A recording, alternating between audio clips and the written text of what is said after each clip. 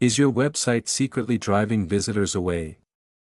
The truth is, if your site loads slowly, you could be losing traffic, sales, and even Google rankings, without realizing it.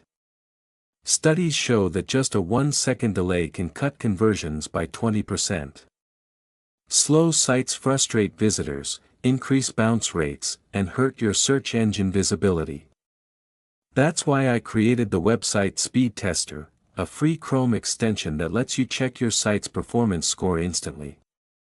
With just one click, you'll see how your site stacks up. No complicated setup, no extra tools, just install the extension and test any site in seconds. And here's the best part, if your score isn't 100, the problem may be your hosting provider. A faster host can dramatically improve performance. That's why I recommend Hosting.com, optimized for speed and reliability. You'll find the link in the description below. So, here's what to do next: install the free Chrome extension.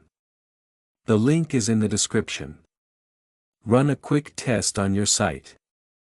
And if your score is less than 100, upgrade to faster hosting today. Don't let a slow website cost you visitors and revenue.